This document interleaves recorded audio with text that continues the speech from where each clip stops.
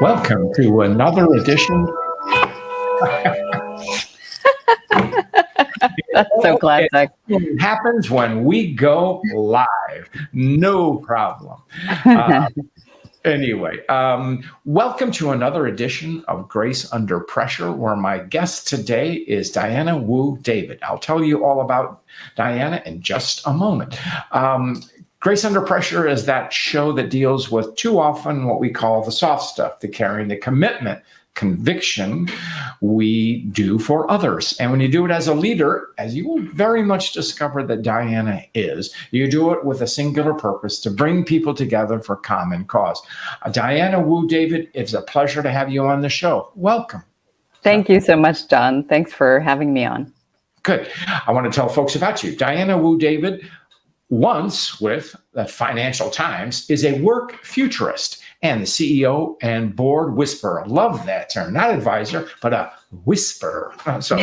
Diana helps people and organizations understand the future and creating a future that's meaningful to them and their organizations. She's worked with companies you might have heard of: JP Morgan, Credit Suisse, the London Stock Exchange, Mandarin Oriental, Expedia, and the World Bank. And we're going to talk about this. She began her career, and as she says, leadership insights by being an assistant to Dr. Henry Kissinger.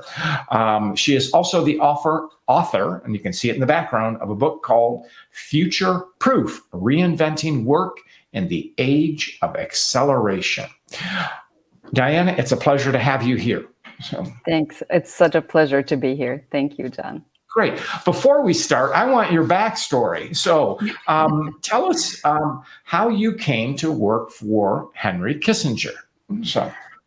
Well, I wish that it could be, it's a very of the era story. I studied international relations, and I was in New York, and I grew up in Arizona, so I didn't have any particular connections.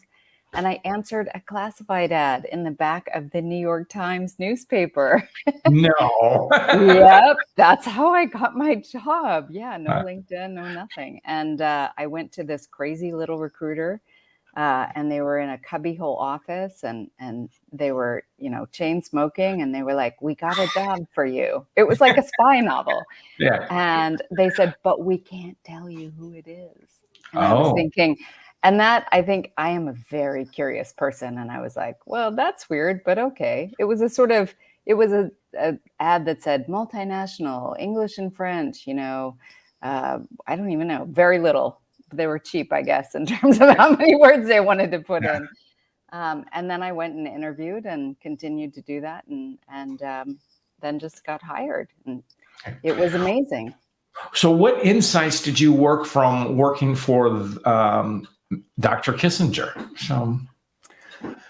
I think as somebody who was right out of university, what really struck me is that his leadership and work for him was very relational, which makes sense. He's a diplomat. He's sort of he was writing the book Diplomacy when I was working there. And for leaders in particular, you sort of go through the whole career doing work and thinking, I got to be at my desk, I got to be producing.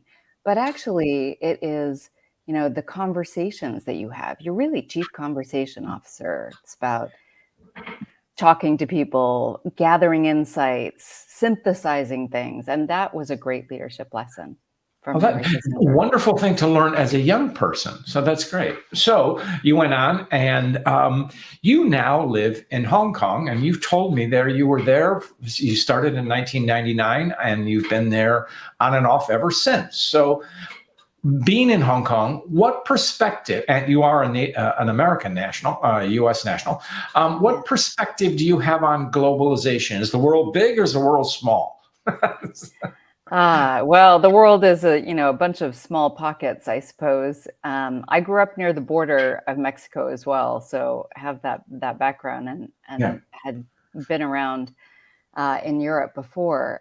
I think that the difference here is that I spent a lot of my adult working life as a manager and leader in Asia, and overseeing a team that spanned from India to Australia. And that really taught me to question my assumptions. The idea that, for example, I had somebody in my team that I thought was really talented. And I remember once sending an email about the project that she had done really well. And, I sent it to my boss's boss, because that's what we Americans do, right? We're like, beat the drum and fly the flag. And she was mortified. And she almost quit. She was just like, I'm so embarrassed that you did that. And I said, we had a long talk about how it's important for her to build her own profile in order to get things done. We sort of had to reframe it. She felt like it was gratuitous flag waving, and I was teaching her about how things could get done. But the flip side is that if we were in a Chinese organization, maybe that would have been a terrible idea. And so over time, understanding that what works for one company doesn't necessarily work for another, and the nuances of culture and how to manage that, I think is super important. Oh, that's great. Well, I think that plays into your work and your book, Future Proof. So we're living longer, thankfully, and company lifespans are decreasing. I like the way you put that. We're getting longer, but their window is shorter. So we need, as you say, to take agency, to exert, take care of our own, manage our own career. That's likely, as you said, to have many twists and turns. I know mine has. So what are the core skills we need to get along in this upside down, fractured world where up is down and down is up? Well, that was my central question when I decided to write the book. And so some people thriving and other people incredibly anxious. And a lot of the people that I would teach that were aspiring board directors and very senior would say, Diana, what should I do? And I thought, what, if you don't know, I don't know why you're asking me. So I interviewed a bunch of people who looked like they were really agile. And then I boiled it down. And there were 4 future skills that I felt were super important for people's own careers. And one of them was experiment. The other was reinvent, collaborate, and focus. And those are the future-proof skills. Great. And I want to take each one at a time. So what do you mean by experiment? So interestingly enough, I feel like my working thesis for it has broadened. In the beginning, experiment was just building the muscle for change. So if I have a career, for example, from my own career, I started out at Financial Times doing circulation and sort of all the sales that were non-advertising. And so I knew that I didn't want to do that because newspapers are and digital was going up. So what were the things that I could do that, the small experiments that I could do to test my hypothesis of what else I might like to do? And so one of them was going on an advisory board for an incubator. And I thought, I'm going to do startups. And then I did that. And I thought, I'm not so sure. But it was time bound. And a lot of the work comes from my ideas of corporate innovation. Small bets with timelines and assumptions and testing those assumptions. Now I think it also means holding your assumptions lightly, having those core principles that, the things we know about ourselves that are important, but also being a little bit lighter about what we know is absolutely right. And that's maybe a product of the last couple of years in the world where people seem to feel more right about themselves and less open to dialogue. So, and you're saying hold our assumptions more lightly or more tightly? So lightly. Yeah. So I feel like principles are important, but I like that. I will pick up on your word principles. Yes, tightly, but assumptions. I know for me, too often. I know my first assumptions are typically wrong, but so And I like, what does it mean to hold your assumptions lightly? Does it mean to question yourself or be open to new input? How do you define that, Diana? So. Well, I think that it goes in with this experimentation muscle that oftentimes we start working and we're so good at what we do and it's full speed ahead. So in the multicultural context, for instance, a great example is I work with a lot of boards, and I worked with a multilateral institution where it was the definition of a diverse board. And they had, somebody from every country, and it was about 50-50 men and women. And we did an intercultural survey thinking this is going to be fascinating. It's about how direct you are in communication and how expressive you are. Every single person in the room turned out to show up in that particular intercultural communication survey almost identical, because they had all gone through that sort of route to finance minister in their country. And they were incredibly direct, and they were, incredibly inexpressive, in fact, because that's the way that they've been conditioned over time. So that was an assumption. I was like, this is going to be fascinating. We're going to get everybody in all 4 quadrants. Yeah. Nope, boop, they're all right there. I looked at it. It reminds me, once I gave a keynote address to a major consulting firm, and before they were young associates, so I don't know, second year or something like that. And the CEO came and gave them this pep talk, and he said, and they're all quants. They're all out of the good schools, the whole thing, almost dressed alike, men and women, whatever. And this CEO was saying, and I want you all to innovate. It was like, I mean, it was almost ridiculous, because I don't know that the CEO knew what innovation meant, but I'm certain the associates didn't. Because they were all the same. They were multicultural, different men and women, the whole thing, but they were all quants. So, I mean, analytic, high on the analytics side, less on the creative side. So, well, anyway. You have to really think, like, what am I really trying to do here? Right. I've had a brief, have everybody be entrepreneurial, but don't let anybody quit their jobs for one of my talks. And I was like, well, okay. Yeah. That's right. So we're getting into another topic. We hear it a lot, but how do you define reinventing an organization, Diana? So there are a couple of ways to reinvent an organization. And Indira Nooyi from Pepsi, who's just had her book out, they did a great job of reimagining what was possible. And I think at that CEO and that board level, really people are having to do that now about what business are we in? And for them, it was moving from a sort of, we're selling snacks and sugar water to we're going to be a health company. We're going to make a material impact on this. What I think is perhaps more relatable in the moment is what we're all trying to do right now with the pandemic, which is, how are we going to show up? Are we going to show up in person, or are we going to show up on the screen? But right. What are the goals? Well, how are we doing the work? Who's going to do the work? How are we going to organize? And really questioning jobs and how we come together to get work done. Well, that leads into the other part of reinvention. We talk about reinventing the organization, which, gosh darn it, I think is made up of people mostly.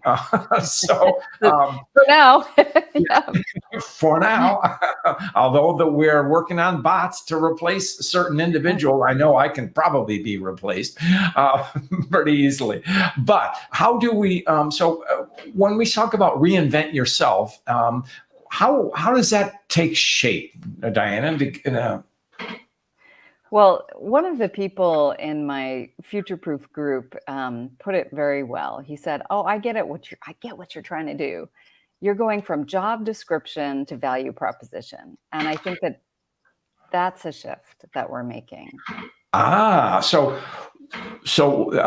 I can say it. So in other words, from words to how am I adding to the organization?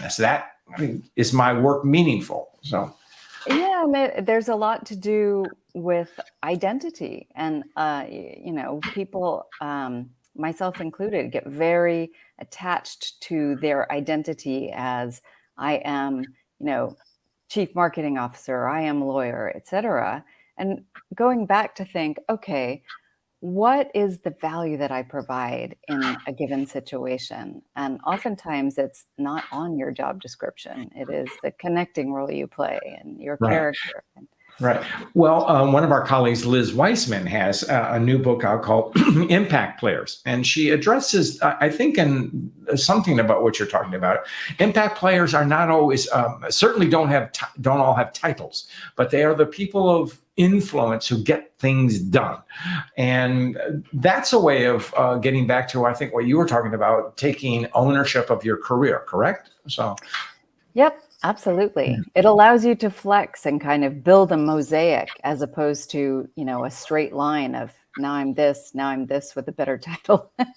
I'm this. Well, I mean, in fairness, it's easy to laugh at, but that's how they've been measured. That's how careers have been measured. I was X, now I'm that, now I'm the boss, now I'm a director, now I'm an executive director, all that kind of stuff. And I think the pandemic has thrown all of that. Those of us, high achievers often equate themselves with, I self-identify with a title or a role.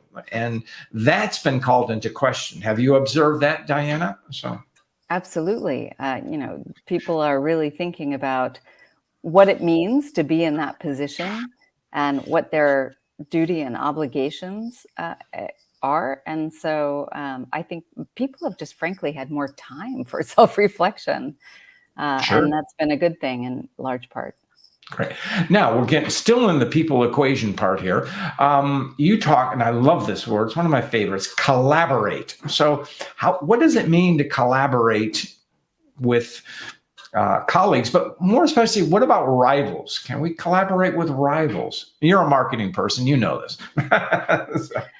Well, I'm absolutely. I love that question that you had tossed out to me, and it makes me think about during the pandemic. I spent a lot of time talking to organizations about being anti-fragile, and collaboration in the beginning is first of all very much how we can get things done. We talked jokingly about automation a bit. But that's the human aspect. That's one of our, big human-centric skills that we can rely on, our ability to come together, to have interesting conversations that get us beyond what we think is possible. And managing big global virtual teams has been a big focus. I think it's been one of the greatest things about the pandemic, right, that people really, they started doing that. Right. And then collaborating with rivals to me is, I think it builds resilience. So you see a lot of companies who are, for instance, in Hong Kong, we have the Shared Value Initiative. We have a bunch of companies that have come together to trial a mental health startup product. And not only have they all come together to say, okay, how can we change the narrative, and really enhance our offerings, but they try it together. And then all these executives from, lots of companies, some of which are rivals or tangentially rivals, are coming together to say, this is how it worked for me. How did it work for you? And I think that kind of thing is the way to be anti-fragile, to really be resilient. And that's wonderful. I was thinking about this, but this is germane to you. We might call that diplomacy, something that you learned very early in your career. So, I had never thought about that, John. I have to mind that a little bit. That's really interesting. Well, you said what you learned from Dr. Kissinger was relationships and how things connected, and that's you can be cooperative with your rival and learn from one another. So be careful, but that's happening. And I think actually development of the RNA virus, the vaccine, a lot of cross collaboration in many different sectors, and I hope it's still going on. So anyway, now we're shifting and use a word, and I want to drill down on what you mean by it. And it's the word focus. What does it mean in this context to being future proof? What does it mean to be focused? So, well, I was at speaking at an economist conference, and this was a big aspect of it. It was the always on nature of our current work environment, our current life environment. And so being able to manage oneself and, create priorities and create boundaries and decide what to focus on. One is deciding, and then there's actually sitting yourself down at the computer or wherever you go to focus on it, or frankly, sitting yourself in front of your child to focus on them. That's a skill, right? oh yeah. I didn't learn it growing up, I didn't have that many options of what to do with my time. Well, we in the coaching culture would call that being present. So, Yeah. yeah. Why is it so hard, John? Tell me. It is present, especially for me. If you talk to my wife, I suffer from in Buddhism. There's the idea, or meditation, the idea of monkey brain. Well, you're distracted, Yeah. and I have a continual monkey brain. So anyway, but no, it takes effort. And so it gets back to focus. And I think it is so essential. But just as you said, because I want to get back to your idea of holding one's assumptions lightly, is there a danger, do you see, in over focus or too narrow of a focus, Diana? So. Well, like you, I have a monkey brain, so I don't find that that's a big problem. I have the opposite problem. But yes, I think from maybe from a career standpoint, I feel like managers and leaders and HR needs to also be thinking about this, because I think that there's a danger in one's career of being too focused, of being too brittle, and going really deep into something and with blinders on, and not realizing that you're not skating to where the puck is, as they say in hockey. I thought that was a Chinese saying. I think I thought Wayne Gretzky learned that in China, but maybe not. So that's good. So, well, it gets back to, and I think that's wise to know. And it gets back to your whole idea of experiment, both organizationally, but knowing yourself, managing your own career, as you say, exerting agency. So now we're in the great upheaval, shall we say. How do you, and you have a unique perspective because you are located in Hong Kong and you work globally. So who's got the hybrid and virtual model down right? Anybody, or are we all struggling? So I've worked with so many companies, from, conglomerate in the Philippines to a small startup that's working in the metaverse where every single person is distributed. So I've seen so many different models. And I would say that the ones who are getting it right are the ones who are intentional, the ones who've taken a step back and said, what are we trying to do here?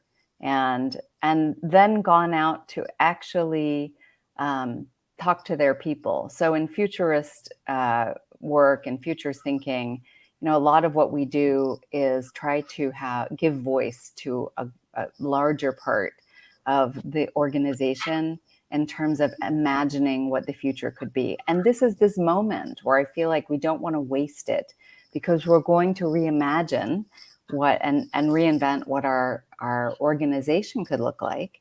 And there are processes for that. That's sort of, putting yourself 10 years down the road and reverse engineering to say, okay, how is hybrid? What is hybrid anyway? And what is it for us, more importantly? Right. That's good. And taking that longitudinal view, it's very easy for me because I'm closer to the sunset of my career than I could have done it at 25, And so that's why you young people watching this, pay attention to your elders, and you elders, pay attention to the younger folks, because they can teach us. Do you see that, Diana? Most of the people that I work with in my community are, we call from success to significance, and they are the modern elders. And they are saying, okay, I am 55, I've got 20 more years. How can I contribute? And, where is that's a huge thing in the future of work that I found Mhm. from my book, is that there's this huge, fast growing cadre of people who are over 55 who, instead of retiring, would like to contribute, and they have so much to contribute. So it's helping them and helping companies find a way for them to contribute and build back better.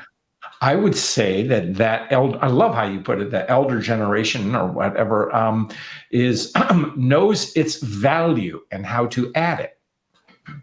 Absolutely. And it's unprecedented, and 50 years ago, people didn't live that long. So it really is thinking, Yeah. you've been the head of a bank or whatever, you've been at the top of your game. So what is your value contribution? Like, Mhm. beyond titles, because there are no titles for this anymore. Yeah. So, well, that's great. Diana, I could keep going and going and going, but I know you got a busy morning ahead of you, and me, I've got dinner waiting. So, anyway, Absolutely. but I always ask every guest to tell a story about grace. Do you have one you wish to share? So, I love your question about grace, and I've loved listening to the answers from different people. They're so varied. For me, it's micro mentoring. It's a concept that I think is so important, and it is.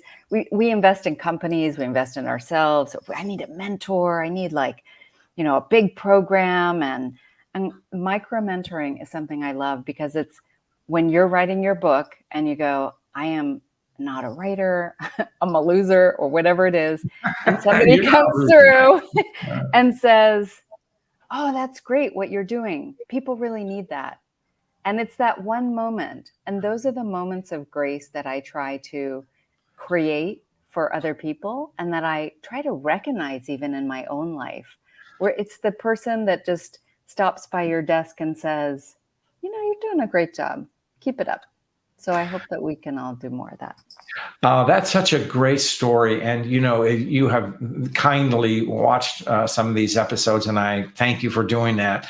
And, that some of the stories I have are about grace are totally transformational, life-saving, but so many are transactional. But you put a twist on this.